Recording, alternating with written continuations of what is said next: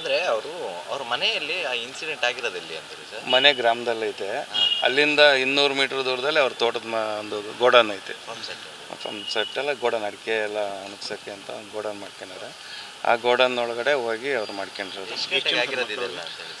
ಇದು CC ಕ್ಯಾಮ್ರಾದಲ್ಲಿ ನೋಡಿದಾಗ ನೆನ್ನೆ 1:15ಗೆ ಊರಿನ ಮನೆಯಿಂದ ಅಲ್ಲಿಗೆ ಹೋಗಿದೆ. ಮಧ್ಯರಾತ್ರಿ ಒಬ್ಬರೇ ಹೋಗಿದ್ದಾರೆ. ನಡ್ಕೊಂಡೇ ಹೋಗಿದ್ದಾರೆ.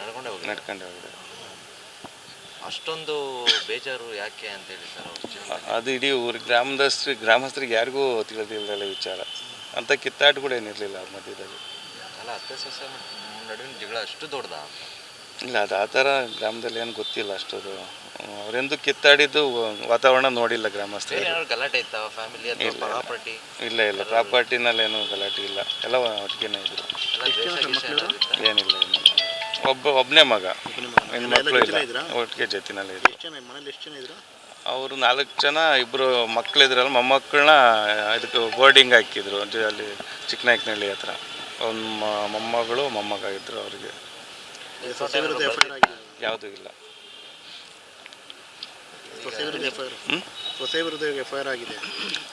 ಅವರ ಸಂಬಂಧಿಕರು ಅನುಮಾನಪಟ್ಟು ಸೊಸೆ ಕಾಟ ಕೊಟ್ಟಿರ್ಬೋದು ಅಂತ ಕಂಪ್ಲೇಂಟ್ ಮಾಡಿದ್ದಾರೆ.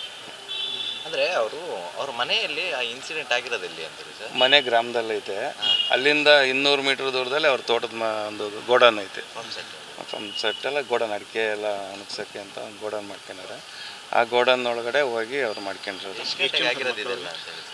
ಇದು CC ಕ್ಯಾಮ್ರಾದಲ್ಲಿ ನೋಡಿದಾಗ ನೆನ್ನೆ 1:15ಗೆ ಊರಿನ ಮನೆಯಿಂದ ಅಲ್ಲಿಗೆ ಹೋಗಿದೆ. ಮಧ್ಯರಾತ್ರಿ ಒಬ್ಬರೇ ಹೋಗಿದ್ದಾರೆ. ನಡ್ಕೊಂಡೇ ಹೋಗಿದ್ದಾರೆ.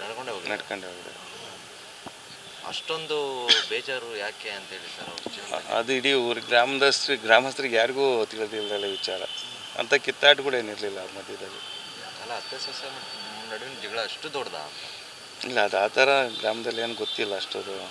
ಅವರೆಂದು ಕಿತ್ತಾಡಿದ್ದು ವಾತಾವರಣ ನೋಡಿಲ್ಲ ಗ್ರಾಮಸ್ಥರು. ಗಲಾಟೆ ಇತ್ತ ಫ್ಯಾಮಿಲಿ ಅಥವಾ ಪ್ರಾಪರ್ಟಿ? ಇಲ್ಲ, ಪ್ರಾಪರ್ಟಿನಲ್ಲೇನು ಗಲಾಟೆ ಇಲ್ಲ, ಎಲ್ಲ ಒಟ್ಟಿಗೆನೇ ಇದ್ರು. ಏನಿಲ್ಲ. ಒಬ್ಬನೇ ಮಗ, ಹೆಣ್ಮಕ್ಳು ಇಲ್ಲ, ಒಟ್ಟಿಗೆ ಜೊತೆನಲ್ಲೇ ಇದ್ರು. ಅವರು 4 ಜನ, ಇಬ್ಬರು ಮಕ್ಕಳಿದ್ರಲ್ಲ, ಮೊಮ್ಮಕ್ಕಳನ್ನ ಇದಕ್ಕೆ ಬೋರ್ಡಿಂಗ್ ಹಾಕಿದ್ರು ಅಲ್ಲಿ ಚಿಕ್ಕನಾಯಕನಹಳ್ಳಿ ಹತ್ರ. ಒಂದು ಮೊಮ್ಮಗಳು ಮೊಮ್ಮಗ ಇದ್ರು. ಅವರಿಗೆ ಯಾವುದೂ ಇಲ್ಲ.